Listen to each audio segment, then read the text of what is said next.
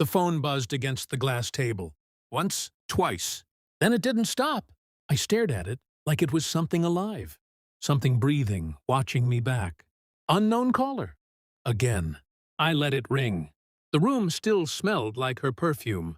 Sweet, expensive, artificial, like everything else about her. My eyes drifted to the receipt lying in front of me.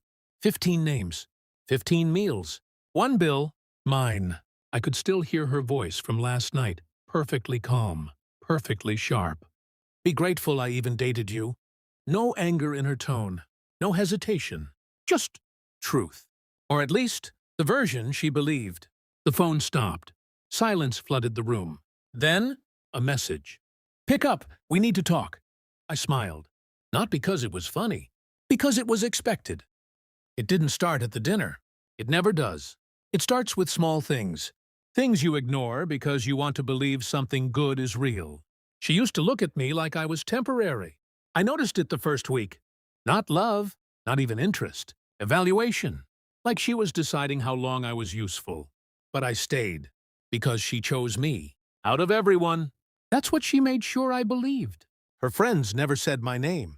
Just him. They laughed a little louder when I spoke. Went quiet when I asked questions. I told myself it was in my head. It wasn't. The night of the dinner, everything became clearer. 15 guests. Her people. I knew none of them. She sat at the center like she owned the room. And I sat beside her like I owed it to her. Every time the waiter came, she didn't even look at me. Just ordered. More. Better. Expensive. Deliberate. At one point, someone asked how we met. She laughed. Actually laughed. It was random. I just wanted to see if someone like him would keep up. The table erupted. I didn't. I just watched her, memorized her. The way her eyes didn't soften when she looked at me. The way she didn't touch me once that entire night. The way she was already gone, even while sitting right next to me. And then the bill came. It slid across the table. Straight to me. No one questioned it. Not even her. She leaned closer, just enough for me to hear. Don't embarrass yourself.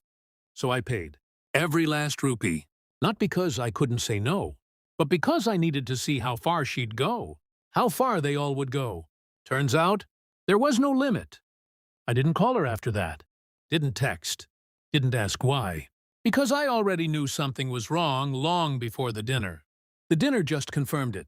And this morning, the missed calls. 89. Not panic. Not regret. Desperation. Different. Very different. I picked up the phone. Scrolled through the call log slowly. Then opened something else. Something she didn't know about. Her other number. The one she never gave me. The one I found 2 weeks ago. Messages. Hundreds of them. Not from one person. From 3. Different names. Different tones. Same version of her. Cold. Detached. Performing. I leaned back in my chair, exhaling slowly. Everything inside me felt quiet. Not broken. Not angry. Just aligned. The kind of calm you get right before something ends.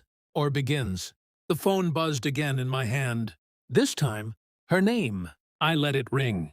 And for the first time since last night, I felt in control. I answered on the 4th ring. Not the first. Not the second. I needed her to feel the delay. Silence greeted me first. Then her voice, shaken, unfamiliar. Why didn't you pick up? No apology. Just panic disguised as control. I didn't respond immediately. I let her sit in it. I was busy, I said. Flat. Empty. A pause. Then, we need to talk. Of course we do. I know, I replied. And that's when she went quiet. Not confused. Careful. Because something in my voice didn't match the version of me she thought she owned. We met an hour later. Same place as the dinner. Same table. Different game. She walked in fast, eyes scanning, searching. Not for me, for answers.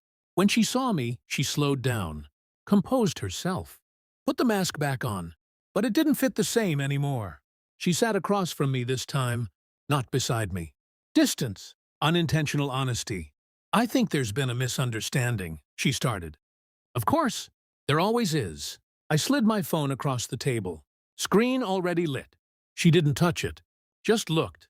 One message thread. Then another. Then the third. Her face didn't collapse. It tightened, like something trying not to break. "You went through my phone?" she asked. No guilt, no denial, just deflection. "I didn't need to," I said quietly. "You left too many doors open." Her jaw clenched. For the first time, she didn't have a script. "I can explain," she said. That word, explain, like truth needed decoration. I leaned back slightly, watching her the way she used to watch me, detached, measured. "You were testing me?" I asked. She blinked. That hit something. "It wasn't like that," she said quickly. But her eyes, they gave her away. It was exactly like that. I nodded slowly. "I figured." Silence stretched between us. Heavy. Uncomfortable. For her. Not for me. "I chose you," she said suddenly. As if that meant something. As if that erased everything else. I almost smiled. "You chose everyone," I corrected. Soft. Precise. Her breathing changed. Faster now. Controlled damage. "You don't understand." "I do," I cut in. And I did. Perfectly. "You needed someone who would stay no matter how little you gave." Her lips parted. No sound came out. "So you created him," I continued. "And I played along." That's when it broke. Not loudly, not dramatically, just a crack, right behind her eyes. "I didn't think you'd—" She stopped. Didn't finish. Didn't need to. "Notice?" I helped. She looked down. First time. Small. Almost human. But too late. Way too late. I reached into my jacket and placed the folded paper on the table. She hesitated before opening it, hands slightly trembling now. Good. Let her feel something real. Her eyes scanned the page. Once, twice. Then she froze. "This isn't," she whispered. "It is," I said calmly. "A detailed summary. Call logs. Dates. Times. 3 different numbers. Cross-referenced. Organized. Clean. Like a report. Not emotion. Evidence. I wasn't the only one paying last night," I added. She looked up sharply. Confusion. Fear. "I sent copies," I said. "Not to you." A beat. Then it hit her. Hard. Her world didn't shatter. It tilted. Unstable. Uncontrolled. "Why would you do that?" she asked, voice breaking for the first time. And there it was. Not regret. Not for what she did. For what she lost control over. I stood up slowly. No rush. No anger. Just done. "Because you thought I wouldn't," I said. Simple. Final. She didn't try to stop me. Didn't reach out. Didn't apologize. Because deep down, she knew apologies don't work on people who already left. Outside, the air felt different. Cleaner. Or maybe I was. My phone buzzed again behind me. I didn't check. Didn't need to. I already knew what it would be. More calls. More messages. More noise. But I wasn't listening anymore. Some people think revenge is loud, explosive, messy. It's not. Real revenge is quiet. It's letting someone realize, too late, that they were never in control. I walked away without looking back. Not because I was strong, but because there was nothing left worth seeing. And for the first time since I met her, I didn't feel chosen. I felt free.